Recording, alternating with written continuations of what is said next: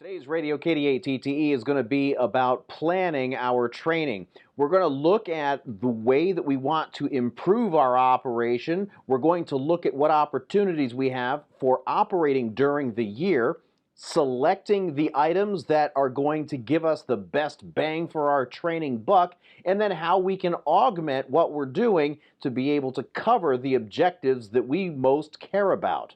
Stick around. Black Swan, Black Swan.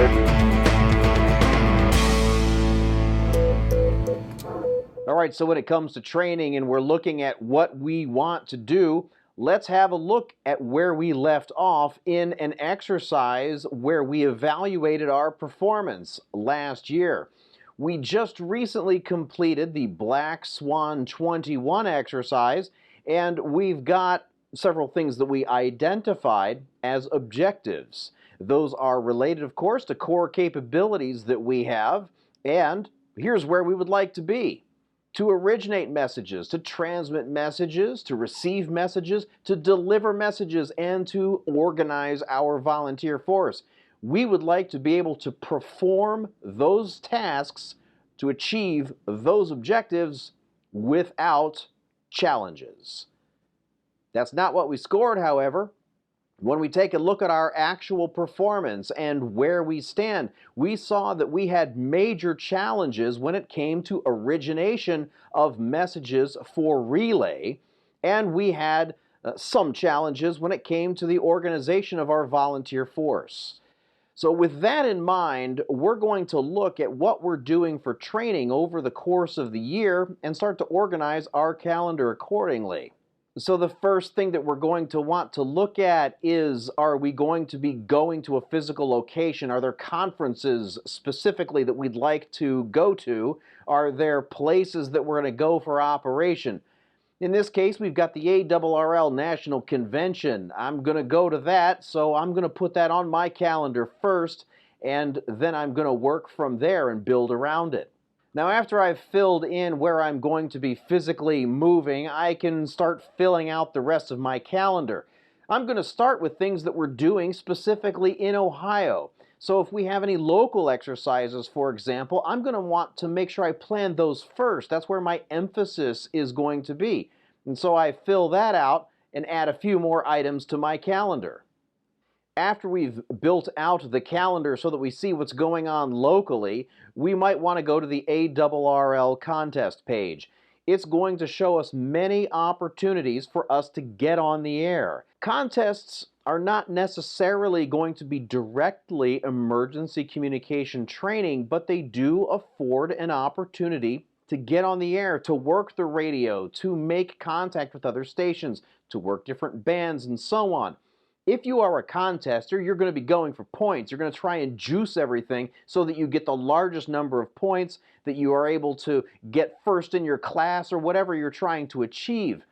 If you have emergency communication as an objective and you are looking for this operating experience to help you train, you might choose things a little bit differently. In any case, after we've selected where we're going to go physically, round out some of the things that we're doing locally, we can plug in a few holes in the calendar so that we have good opportunity to work the radio year-round by plugging in a few of the contests. All right, so we've built out a schedule for the year. We started with places that we're physically going to go. We rounded out some more by having some of the local contests, the local events that we're going to be supporting. And then we filled in some additional gaps by looking at the ARRL contest calendar and other operating events. Now let's go back and look at where we wanted to develop our training. Our major challenges in Black Swan 21 were centered around origination of messages for radio relay. Looking again at what we have set forth as our tentative plan for the upcoming year, we can see Field Day, Black Swan 22, ARRL, Simulated Emergency Test are all going to give us some opportunities to exercise that capability. But we've got some months to go before we get up to Field Day. So how are we going to practice and develop that operating skill before we get to those larger exercises? Well, of course, we can check into our daily traffic nets. Those are in operation every day, all year round, even on holidays. Plenty of opportunity for practice there. However, we do have an additional tack that we can take, and that is to look at any of these exercises or any of these events that we're working in, and we can add our own local objective, whether it's just for our own station, whether it's for a group of stations all working together, for example, in a county, or throughout an entire section. We can add an objective that will give us the ability to test and to practice some skill that we found important, and especially if it's one that we found lacking the last time that we tried to do it in a large exercise. If we did something and we didn't do it as well as we would like, it doesn't make sense for us to wait a whole year and then try it again. We really need to make sure that we're doing it many times until we build up that capability, and that's how we get moving those evaluation scores from having major challenges to some challenges, and from some challenges to being able to perform without challenges. In the case of the upcoming Ohio Aries VHF plus Simplex contest, we can add a messaging component to it. I proposed this on our QTC mailing list a few weeks ago, and this is one that you might want to add to your own operation if you would like to develop your operating capability for the origination of messages for the purpose of relay. That is to say, anytime you need to get a message to somebody who does not have a station on the same net that you are operating on. The instruction is to originate for delivery no later than 2200 Zulu a message. Now, because this is a message that you're going to be relaying, it's in addition to the VHF Plus contest. So you can use HF if you'd like. That message should be directed to OIC Arctic Propagation 22 from you, your club, your team, whoever's operating, and the station that you're operating. That is from whom the message should be. The text of the message should be an enumeration of the stations that you have contacted so far, that is up to the point that you've created the message. So if you've contacted W80MR in Franklin County, you're going to know that because you're collecting that information anyway for the purpose of the VHF Plus Simplex contest.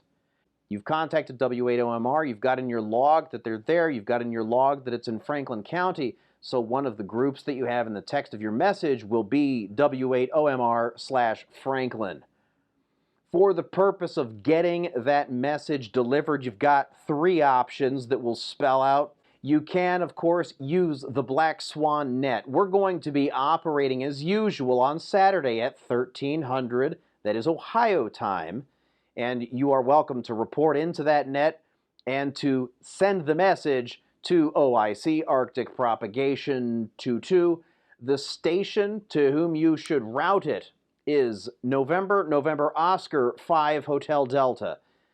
No, that's not an amateur call, but that is the station to send that message to. You can also use NTS. You can route to station W80MR in Columbus. The zip code for that is 43228, and you may wish to add routing WinLink Black Swan.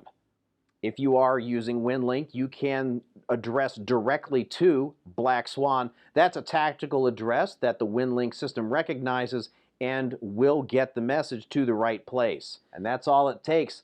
By adding little things to what we're normally doing, we can dramatically improve our performance.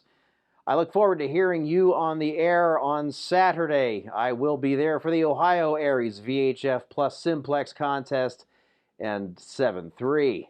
This is Radio KD8TTE out.